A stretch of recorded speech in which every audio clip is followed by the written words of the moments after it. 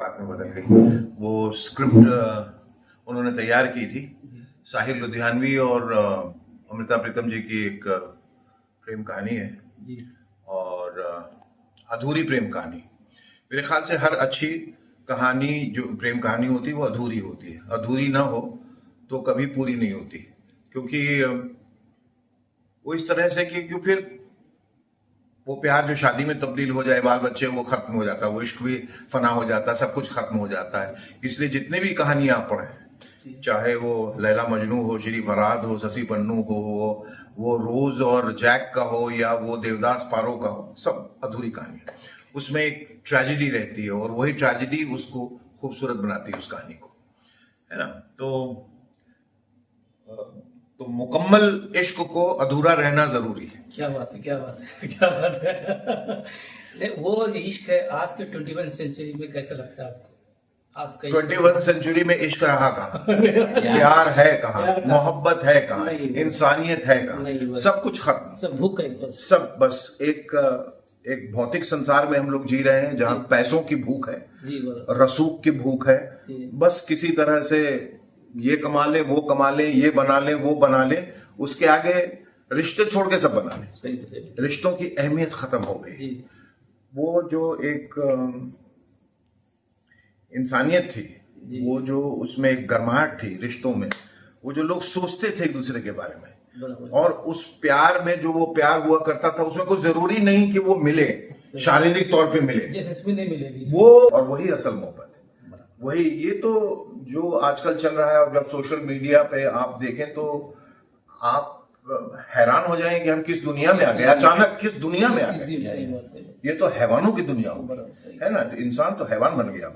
और तो सब अब सब सिर्फ वही घूम फिर सबसे बड़ा रुपये पे आ गए हैं, ना बाप बड़ा ना भैया मैया, और सबसे बड़ा रुपया, तो वो हो गया है। तो ये खैर, ये इन्होंने जो स्क्रिप्ट लिखी थी वो मेरे पास, ये पहले दीप्ति नवल जी के पास गए अमृता के रोल के लिए। उन्होंने कहा कि वो साहिर ढूंढ रहे थे कि आप शीघ्र के पास आइए, और ये शायद तयशुदा बात थी कि इसे मुझे ही करना है, क्योंकि बचपन से मैं साहिर साहब का बहुत बड़ा मुरीद हूँ। अब क्यों हूं ये तो खुदा ही जानता है।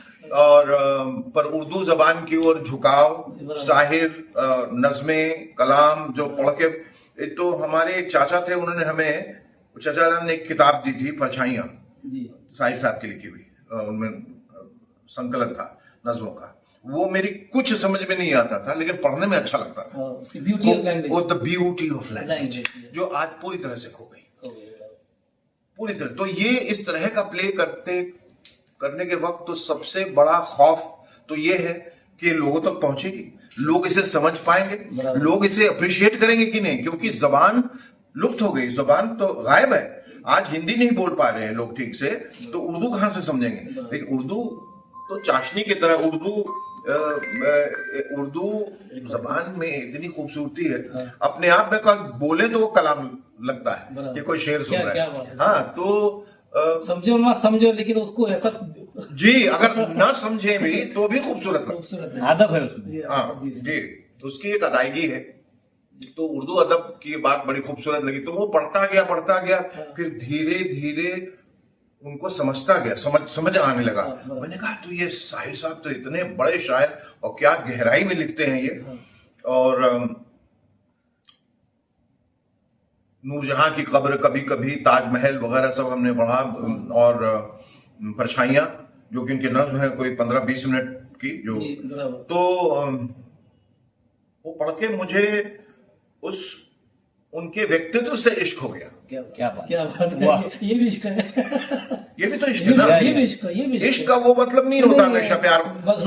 इश्क आपको खुदा से हो सकता है, खुदा से इश्क होता है, भाइयों से इश्क होता है, जबान से इश्क होता है, सब इश्क अलग अलग रूप में आता है। तो वो जब एक परवान चढ़ता है, एक जुनून, जो जब आप एक व्यक्तित्व दूसरे में समा जाए, वो इश्क है। तो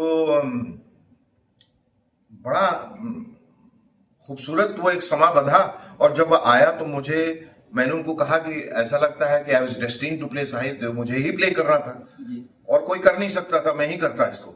और फिर मैंने किया, और लोगों ने बहुत सराहा उसको, बहुत हालांकि आप देखिए कि जब दीप्ति जी करती थी तो वो सारा कुछ पंजाबी में बोलती थी हाँ। और मैं उर्दू में। क्या बात। लोगों को कुछ समझ में नहीं आता था, लेकिन उनको Act- उनका भाव समझ में आ जाता था, किधर जा रहे हैं और क्या बोलना चाह रहे Facial हैं। expression। एक जिस्ट समझ में, फेशियल एक्सप्रेशन नहीं, बोलने में ही कुछ समझ में आ जाते थे, लेकिन वो जबान की खूबसूरती में खो जाते थे। खो जाते थे। क्या बात तभी तो 100 शो तो उसके ऐसे हुए। है।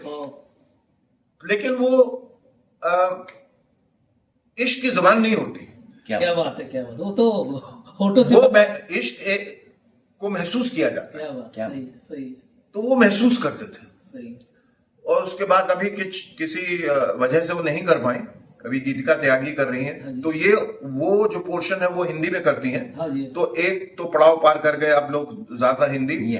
और जहां तक उर्दू का सवाल है, मैं चाहता हूं कि लोग उर्दू पढ़ें, Yes। उर्दू समझें और कोशिश करें। थोड़े अल्फाज हम नहीं कह रहे हैं कि उसमें पारंगत हो जाएं या उर्दू मोहब्बत की जबान है। हाँ, मोहब्बत की जबान, उर्दू मोहब्बत की जबान। बिल्कुल सही कहा। सही है। तो अब ये है कि हम यहाँ हाँ। हैं और हर बार हर एक नए शहर में जब करते हाँ। हैं तो फिर मैंने कहा कि ये डर, ये खौफ सताता है कि वहाँ के लोग कैसे उसको लेंगे, कैसे समझेंगे। अच्छा, कभी कभी जब बंबई में करते हैं, दिल्ली में, तो वहाँ मतलब स्टैंडिंग ओवेशंस और पागलों वाला पूरे प्ले में हंगामा होता है। हाँ जी। और कभी कभी किसी शहर में तो खामोश बैठे रहते हैं लोग। हाँ।